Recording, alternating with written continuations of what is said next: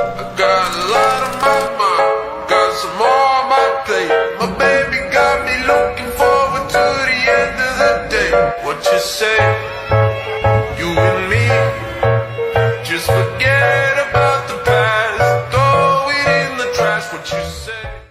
Hai guys, jadi kami dari kelompok 2 Kelas Bio Proses Pengolahan Kopi, kelas A. Jadi kami akan melakukan observasi mengenai kopi dari pemetikan kopi sampai pasca panen kopi Robusta. Jadi ikuti keseruan kita. Wih. Kopi pertama kali ditemukan di wilayah Ethiopia dan kemudian menyebar ke seluruh dunia melalui Yaman dan Mekah. Budaya konsumsi kopi meluas berkat peran perdagangan Arab yang memperkenalkan kopi ke Eropa dan Asia. Saat ini kopi menjadi salah satu komoditas agrikultur paling berharga di dunia dengan produksi global lebih dari 10,5 juta ton per tahun menurut data International Coffee Organization tahun 2020. Dua spesies utama yang dibudidayakan adalah Caffeea arabica atau arabica dan Caffeea canephora atau robusta. Di sini kami akan melakukan fermentasi dengan metode natural lalu menggunakan ragi tape dengan proses anaerob. Jadi cara petiknya adalah kopi yang masih merah seperti ini. Ini. Kopi merah ini namanya cherry. Ya, cherry ya, yang petik seperti ini. Kalau yang hitam ini busuk. Kemungkinan terlalu masak atau mungkin kena penyakit penggerak buah. Karena harusnya sudah habis, ini belum habis. Gitu ya. Ini yang hitam itu dimungkinkan terlalu masak atau mungkin kena penggerak buah. Tapi yang paling bagus adalah kopi yang seperti ini. Red cherry namanya. Kalau robusta ini bisa dipetik sekali. Terus gitu ya, kalau robusta. Tapi kalau arabica ada satu-satu. Ya, karena apa arabica nanti besok ini akan tumbuh bunga lagi kalau arabica. Kalau robusta nggak bisa lagi. Sekali habis ini besok sudah dipotong, dibuang. Karena tidak akan berbuah lagi di sini. Itu perbedaan antara robusta sama arabica ya. Setelah melakukan pemetikan, kita melakukan pengecekan Brix cherry kopi dengan refraktometer. Terlihat bahwa hasilnya yaitu 9,2. Lalu setelah itu biji cherry kopi dicuci, lalu kita melakukan sortasi perambangan. Dari kopi yang mengambang kita buang dan kita sisihkan karena yang mengambang adalah biji cherry kopi yang jelek.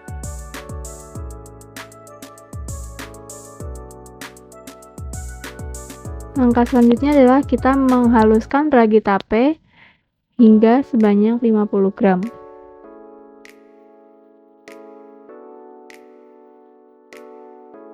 Lalu yang kita gunakan berat bersih cherry kopinya yaitu menggunakan 1000 gram atau setara 1 kilo.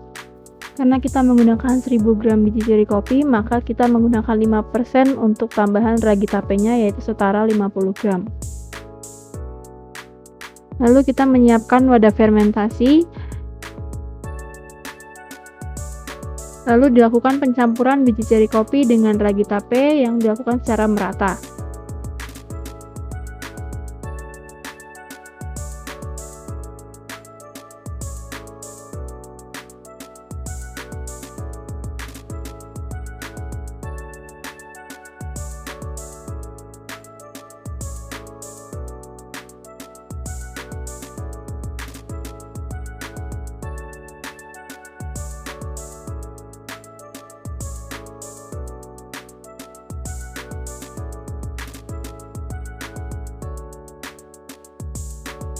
Pastikan campuran ragi tape dan juga biji kopinya tercampur secara merata. Setelah itu kita tambahkan air untuk membantu proses fermentasi anaerob. Setelah itu kita melakukan pengecekan suhu dan juga pH awal, yaitu suhu di sekitar suhu 28,6 derajat Celcius, sedangkan pH-nya di angka 5. Fermentasi ini dilakukan selama 118 jam dan berhenti sampai ketika pH-nya mencapai angka 4. Menurut hasil pengamatan menunjukkan bahwa fermentasi dengan ragi tape berlangsung dengan baik dalam kondisi yang diamati. Peningkatan suhu dan juga penurunan pH menunjukkan adanya aktivitas mikroorganisme yang produktif. Pengaruh terhadap proses fermentasi yakni aktivitas ragi tape dalam suhu yang sesuai dapat menghasilkan senyawa volatil yang berkontribusi terhadap aroma dan juga rasa kopi. Penurunan pH menunjukkan bahwa rasa kopi yang dihasilkan mungkin akan lebih asam dan juga kompleks. Selama proses fermentasi, penting untuk memantau suhu dan juga pH-nya secara rutin, karena perubahan ini dapat mempengaruhi hasil akhir dari kualitas kopi. Hubungan antara suhu dan juga pH, untuk suhu yang lebih tinggi pada hari terakhir eksperimen bertepatan dengan penurunan pH yang mengindikasikan bahwa aktivitas fermentasi semakin meningkat dan mikroorganisme seperti ragi tape menghasilkan lebih banyak asam. Rentang suhu yang tercatat berada dalam kisaran optimal untuk fermentasi, yaitu antara 25 derajat Celcius hingga 35 derajat Celcius.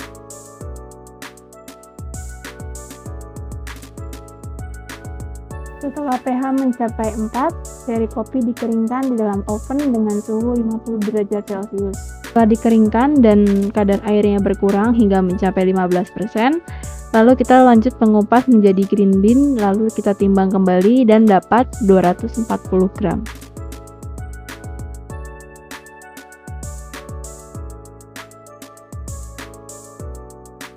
Setelah itu kita lakukan sortasi dengan panduan dari kertas sortasi yang diberikan. Lalu green bean yang sudah kita sortasi akan lanjut ke proses pemanggangan atau roasting. Fermentasi memicu perubahan komposisi kimia biji kopi melalui aktivitas mikroba dan juga enzim endogen. Beberapa perubahan utama meliputi yang pertama peningkatan gula bebas dan asam amino. Mikroba terutama ragi dan bakteri asam laktat atau LAB mencerna lendir mucilage yang kaya akan polisakarida, gula, dan asam organik. Proses ini menghasilkan gula bebas dan asam amino yang terserap ke dalam biji kopi. Senyawa ini merupakan prekursor penting untuk reaksi Maillard selama pemanggangan yang menghasilkan senyawa aroma seperti pyrazine atau nutty roasted dan furfural caramel puding. Selanjutnya tahapan yang terakhir yaitu cupping. Kita menggunakan sampel biji kopi yang sudah dihaluskan sekitar 10 gram. Lalu kita menambahkan air panas dan ditunggu sekitar 3-4 menit untuk membentuk kerak di permukaan cangkirnya. Lalu kita akan menguji kembali pH, TDS, dan juga Brix-nya. Proses cupping ini adalah metode standar yang digunakan untuk mengevaluasi kualitas kopi, terutama dalam hal aroma, rasa, keasaman, tubuh, dan aftertaste. Proses ini sangat penting dalam industri kopi, baik untuk penilaian mutu oleh petani, pedagang, maupun roaster, serta untuk seleksi kopi yang spesial.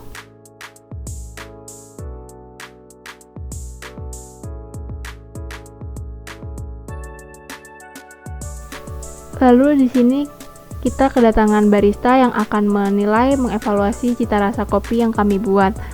Kopi hasil fermentasi menggunakan ragi tape memiliki karakteristik cita rasa yang unik dan juga khas. Ragi tape yang mengandung mikroorganisme seperti Saccharomyces cerevisiae dan Rhizopus oryzae berkontribusi pada penguraian gula kompleks dalam lendir kopi menjadi senyawa-senyawa volatil seperti ester, alkohol, dan asam organik. Proses ini menghasilkan aroma manis yang khas dengan catatan fruity serta rasa yang lembut dengan keasaman yang ringan. Tubuh kopi cenderung lebih penuh dan memberikan sensasi kental di mulut. Aftertaste-nya seringkali menghadirkan rasa karamel yang membuat kopi ini memiliki daya tarik tersendiri bagi penikmat kopi yang mencari rasa eksotis dan berbeda. Jadi kesimpulannya, fermentasi kopi menggunakan ragi tape menawarkan peluang besar untuk menciptakan kopi dengan karakter rasa yang khas, menarik, dan juga unik. Pendekatan ini juga memberikan peluang bagi inovasi dalam industri kopi, terutama untuk menghasilkan kopi spesial yang dapat bersaing di pasar premium.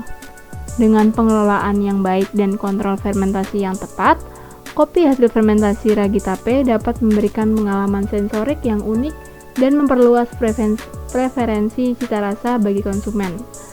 Oleh karena itu, penggunaan ragi tape dalam fermentasi kopi tidak hanya menarik dari sisi teknis, tapi juga memiliki potensi besar dalam menambah nilai ekonomi dan juga daya tarik kopi di pasar global. Lalu saya akan menceritakan refleksi pengalaman saya yang saya pelajari dari proses fermentasi. Fermentasi dengan ragi tape membutuhkan perhatian ekstra terhadap kondisi lingkungan seperti suhu, waktu, dan sanitasi. Menggunakan ragi tape dapat memberikan karakter rasa unik yang tidak ditemukan pada fermentasi tradisional. Untuk kesan akhirnya, proses fermentasi ini adalah eksplorasi yang membuka wawasan baru tentang bagaimana mikroorganisme dapat digunakan untuk menciptakan rasa khas dalam kopi. Meski menantang, keberhasilannya memberikan kepuasan dan juga keinginan untuk terus bereksperimen, termasuk mencampur ragi tape dengan starter kultur lainnya untuk mengeksplorasi profil rasa yang lebih kompak. Pengalaman ini menunjukkan bahwa fermentasi kopi tidak hanya proses teknis, tetapi juga seni dalam menciptakan rasa yang unik dan juga berkesan.